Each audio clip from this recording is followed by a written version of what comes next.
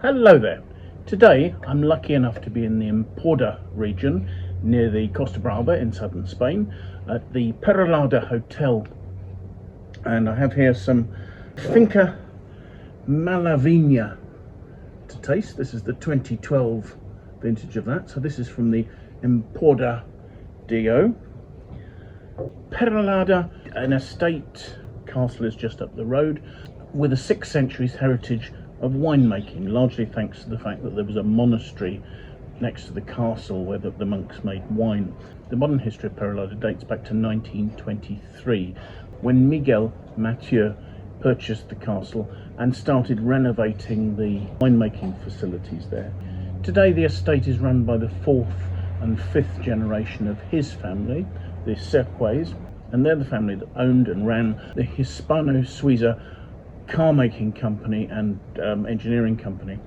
Now Perelada as a company also makes Cava, but here in the Emporda Dio they have 5 estates and make predominantly red wine, although they do make some still white wine as well.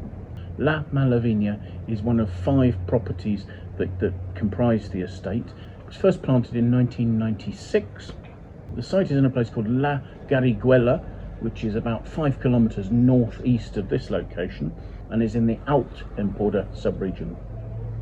Emporda has a vast number of grape varieties that you can use, somewhere like about 20 I believe. Many of them more traditional Mediterranean varieties such as Cariña, Garnacha, Syrah, but they're also allowed to make wines from international varieties. So here we have a wine that's a blend predominantly of Cabernet Sauvignon with Merlot, Cabernet Franc, and then smaller amounts of Syrah and Grenache included in the blend.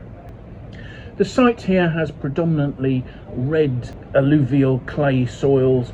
It's on a gentle slope, and these clay soils contain granitic rock and pebbles, which improves the drainage significantly. The fruit from this site is entirely hand harvested. Once the fruit reaches the winery, it's destemmed and it goes into stainless steel tanks for fermentation. They believe in a long maceration, but they restrict the maximum temperature of fermentation to about 25 degrees. So there's a little bit of cooling goes on there just to help retain the perfumes in the fruit. The wine then ages in oak, and this wine aged in new Allier oak for 18 months prior to being bottled. What I'm not sure of is what size that oak is, because here they do use a variety of barrels, so not necessarily 225 litre barrique, possibly 300 or maybe even 500 litre barrels. I don't have a detailed composition of the blend for this wine, but I know that Cabernet Sauvignon predominates, with lesser amounts in descending order of Merlot, Cabernet Franc, Syrah, and then the Garnacha is the smallest proportion of this. So let's have a look at the wine, shall we? First of all, what is nearly a 13-year-old wine? It's got some quite good, deep, vibrant colour. It's almost a sort of a black, purple and ruby there. It's not quite opaque, but there's a good density to the colour, and swelling it, there are some really noticeable tears running down the side of the glass. That's not surprising. It's got decent tannins and it's 14.5% alcohol. I probably should say at this stage, this wine is in a double magnum, so a 3 litre bottle or Jeroboam, and obviously as a result of that, the wine will have aged more slowly than it would have done in a smaller bottle, because there's less surface of the container to the volume of wine, and because reactions occur at the surface, wines will age more slowly in these larger format bottles. So let's see what we make of the aroma, shall we?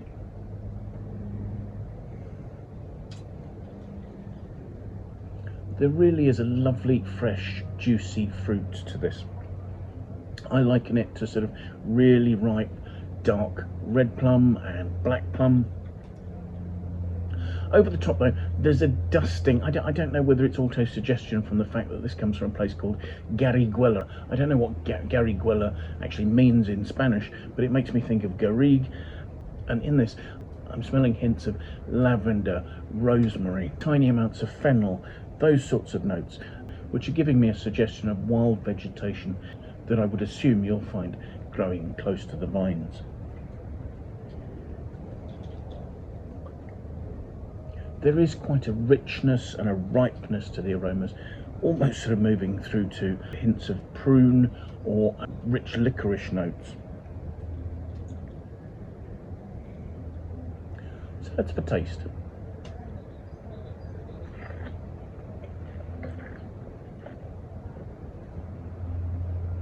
On the palate, it's not sharp, but there is a lovely freshness. There's a licoricey core runs through the wine, but there are also hints of dark cherry, almost a blackcurranty freshness at first, and then it becomes more sort of black plum, damson, bullace, those sort of quite weighty notes, almost getting through to an earthy, chocolatey texture, and that's probably notes of the oak that I can detect. The oak isn't really showing as cedary, but as I say, there's that chocolatey cocoa note on the mid palate, and I suspect that's where that note has come from.